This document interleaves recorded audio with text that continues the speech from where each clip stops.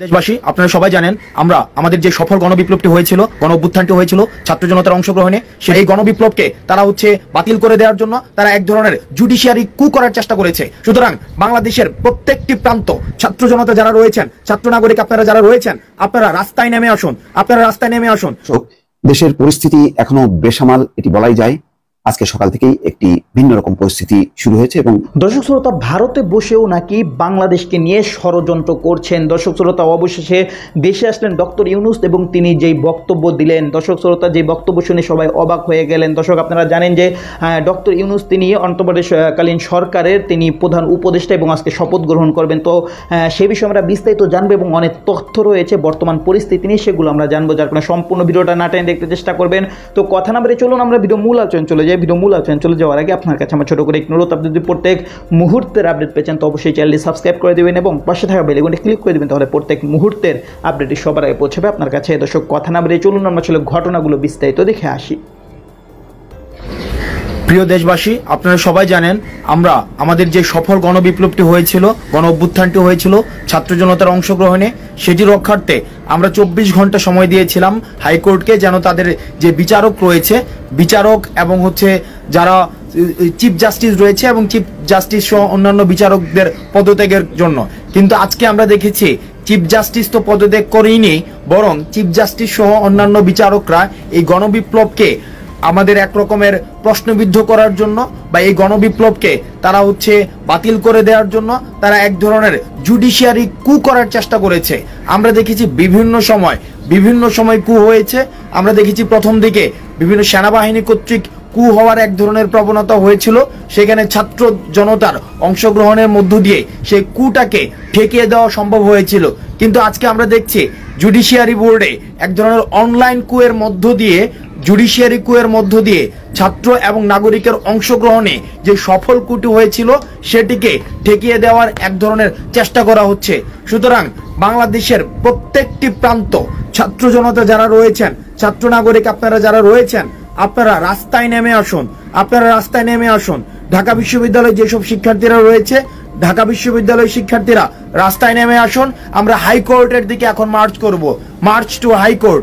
কারণ সেখানে যেই আইনি কাঠামোর মধ্য দিয়ে এই ছাত্র নাগরিকের অংশগ্রহণের যে গণবিপ্লবটি রয়েছে, সেই গণবিপ্লবটিকে প্রশ্নবিদ্ধ করার এক ধরনের স্বৈরাচারী এক ধরনের প্রবণতা আমরা লক্ষ্য করছি। অন্যদিকে আমরা দেখতে পেয়েছি গতকাল স্বৈরাচারী ফেসিস্ট খুনি শেখ হাসিনার ছেলে বলছে যে খুনি ফেসিস্ট শেখ হাসিনা পদত্যাগ পত্রে সাইন করেনি। অর্থাৎ এইভাবে আইনি কাঠামোর মধ্যে বা আইনি ষড়যন্ত্রের মধ্য নিয়ে এসে জুডিশিয়ারি কু করার মধ্য দিয়ে আমরা দেখছি যে আমাদের ছাত্র জনতার অংশগ্রহণে যে বিপ্লবটি হয়েছিল সেই বিপ্লবটিকে প্রশ্নবিদ্ধ করার এক ধরনের পায়তারা চলছে। আপনারা আপনাদের জায়গা থেকে, আপনারা আপনাদের নিজ নিজ অবস্থান থেকে রাস্তায় নেমে আসুন এবং যে হাইকোর্ট মার্চ টু হাইকোর্ট সফল করুন। ঢাকা বিশ্ববিদ্যালয়ের শিক্ষার্থীদের প্রতি উদাত্ত আহ্বান জানাচ্ছি, আপনারা মার্চ টু হাইকোর্টে অংশগ্রহণ করুন। ইতিমধ্যে বিশ্ববিদ্যালয়ের সচেতন শিক্ষার্থীরা মার্চ টু হাইকোর্টে অংশগ্রহণ করেছে এবং আমরা নিশ্চিত করতে চাই যে কোনো ধরনের কু, মিলিটারি কু, অ্যাডমিনিস্ট্রেটিভ কু, জুডিশিয়ারি কু, আমাদের এই ছাত্র নাগরিকের অংশগ্রহণে সফল বিপ্লবটিকে সফল রাখার জন্য এবং বাংলাদেশ বিনির্মাণে আমাদের যত ধরনের প্রয়াস বা প্রচেষ্টা রাখা প্রয়োজন, আমরা সেই প্রচেষ্টাগুলো আমরা অব্যাহত রাখব। সুতরাং এই জুডিশিয়ারি কু করার যে প্রচেষ্টাটি চলছে, সেই প্রচেষ্টাটি ঠেকিয়ে দিতে আপনারা সবাই রাস্তায় নেমে আসুন এবং যেই মার্চ টু হাইকোর্টের যেই কর্মসূচিটি রয়েছে সেই কর্মসূচিটি বাস্তবায়ন করুন। আমরা সেখানে দেখছি এক ধরনের অনলাইন কু করার প্রচেষ্টা চলছে, অনলাইন কু। এই অনলাইন জুডিশিয়ারি কুয়ের মধ্য দিয়ে আমাদের যেই বিপ্লবটি ব্যাহত করার ষড়যন্ত্র চলছে। আপনারা নিজ নিজ জায়গা থেকে হাইকোর্টের দিকে মার্চ করুন, আপনারা নিজ নিজ জায়গা থেকে হাইকোর্টের দিকে মার্চ করুন। আমাদের দেখুন, এই 16 বছর ধরে ফেসিস্ট জালিম সরকার খুনি শেখ হাসিনা আমাদেরকে এক ধরনের নির্যাতন এবং নিপীড়নের মধ্যে রেখেছে। নির্যাতন এবং নিপীড়নের এক ধরনের যেই সিস্টেম ক্রিয়েট করেছে, আমরা এই সিস্টেমকে ছাত্র নাগরিক অংশগ্রহণ করার মধ্য দিয়ে এই সিস্টেমকে আমরা পরিবর্তন করেছি এবং আমরা স্বপ্নের বাংলাদেশ বিনির্মাণের জন্য আমরা স্বপ্নে বুনছি। কিন্তু আমরা দেখছি জুডিশিয়ারি কু করার মধ্য দিয়ে সেই বিষয়টিকে প্রশ্নবিদ্ধ করা হচ্ছে। সুতরাং আপনাদের জায়গা থেকে সবাই রাস্তায় বেরিয়ে আসুন এবং আমাদের যে মার্চ টু হাইকোর্ট রয়েছে। তো দর্শক, আপনার ভিডিওটি দেখতেন, ভিডিও দেখে যদি আপনার কোনো মন্তব্য থাকে তাহলে অবশ্যই কমেন্ট বক্সে আপনার মূল্যবান মন্তব্য জানিয়ে দিবেন। দর্শক, এখন আমরা পরবর্তী আরেকটি ভিডিও দেখবো, যেটা দ্বারা আমরা আরও কিছু তথ্য আমরা জানতে পারবো। দর্শক, চলুন আমরা সেই ভিডিওটি বিস্তারিত দেখে আসি। আসসালামু আলাইকুম দর্শক, দেশের পরিস্থিতি এখনো বেসামাল এটি বলাই যায়। আজকে সকাল থেকেই একটি ভিন্ন রকম পরিস্থিতি শুরু হয়েছে এবং তার কেন্দ্রবিন্দু হচ্ছে বাংলাদেশের উচ্চ আদালত। সেখানে প্রধান বিচারপতি ফুল কোর্ট সভা ডেকেছিলেন, অর্থাৎ সব বিচারপতিদেরকে নিয়ে তিনি সভা ডেকেছিলেন। পরে আন্দোলনের মুখে, চাপের মুখে তিনি সেটি স্থগিত করেছেন। বলা হচ্ছে যে তিনি জুডিশিয়ারি কু করার চেষ্টা করছিলেন এবং তার প্রতিবাদে বৈষম্য বিরোধী ছাত্র আন্দোলনের কর্মীরা ইতিমধ্যে সুপ্রিম কোর্ট প্রাঙ্গণে ঢুকে পড়েছেন এবং প্রধান বিচারপতি সহ সকল বিচারপতির পদত্যাগের দাবিতে তারা আন্দোলন করছেন। আসিফ মাহমুদ, যিনি উপদেষ্টা, তিনি অনতিবিলম্বে পদত্যাগ দাবি করেছেন। প্রধান বিচারপতি সহ সব বিচারপতি বলছেন যদি তারা পদত্যাগ না করেন তাহলে করুণ পরিস্থিতি তৈরি হবে এবং হুঁশিয়ারি করেন। অন্যদিকে প্রধান বিচারপতির পদত্যাগের দাবিতে আইনজীবীদের বিক্ষোভ সেখানে চলছে। দর্শক, কেন এই পরিস্থিতি?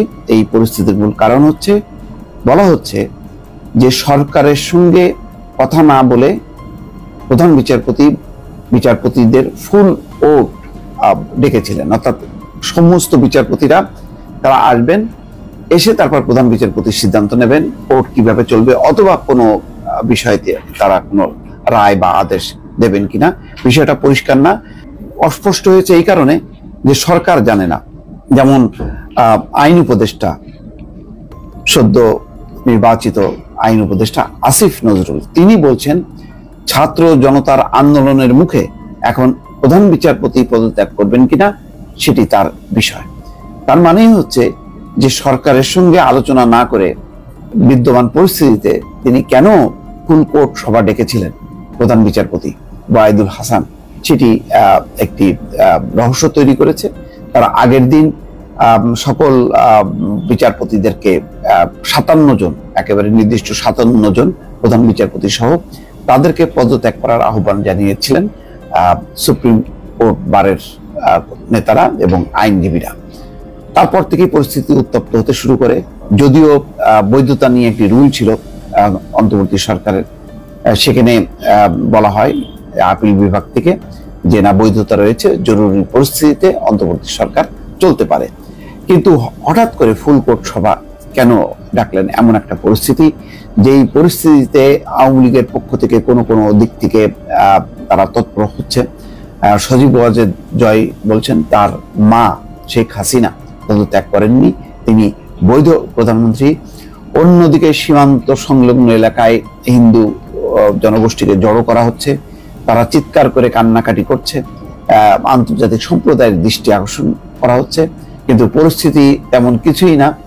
পরবর্তীতে দেখা যাচ্ছে যে এটি পুরো সীমান্ত এলাকার আওয়ামী লীগের আয়োজনে এই ঘটনাগুলি ঘটছে। পরে প্রশাসন, বিএনপি নেতারা তাদেরকে বুঝিয়ে নিরীহ হিন্দু সম্প্রদায়ের বা সংখ্যালঘু সম্প্রদায়ের সদস্যদেরকে বাড়িতে ফেরত পাঠিয়েছে। এরকম ঘটনাও ঘটছে। পশ্চিমবঙ্গ ঘিরে একটি টিভি চ্যানেল চরমভাবে তারা শুরু করেছে প্রচারণা, এবং ক্ষমতাসীন বিজেপি হিন্দু রক্ষা কমিটি নামে একটি কমিটি গঠন করে তারা মনিটরিং করছে বলে এমন খবরও এসছে। ফলে একটা উত্তেজনা তৈরি করা হচ্ছে, একটা পরিস্থিতি তৈরি করা হচ্ছে। এবং আপনারা তো নিশ্চয়ই জানেন যে সরকার ইউনূসের, সরকার ছাত্র জনতার, কিন্তু ক্ষমতার সকল। তো তো দর্শক, আপনারা সম্পূর্ণ ভিডিও দেখলেন, আর এই সম্পূর্ণ ভিডিও দেখে যদি আপনার কোনো মন্তব্য থাকে তাহলে অবশ্যই কমেন্ট বক্সে কমেন্ট আপনার মূল্যবান মন্তব্য জানিয়ে দিবেন। দর্শক, কথা বলতে বলতে আমরা ভিডিও শেষ পর্যন্ত চলে এসেছি। ভিডিওকে শেষ করার আপনার কাছে আবার অনুরোধ করছি, আপনাদের প্রত্যেক মুহূর্তের আপডেট পেয়েছেন তো অবশ্যই চ্যানেলটি সাবস্ক্রাইব করে দেবেন এবং পাশে থাকা বেল আইকনটি ক্লিক করে দেবেন, তাহলে প্রত্যেক মুহূর্তের আপডেটই সবার আগে পৌঁছাবে আপনার কাছে। দর্শক, বিশেষ করে সবাই ভালো থাকবেন, সুস্থ থাকবেন, আল্লাহ হাফেজ।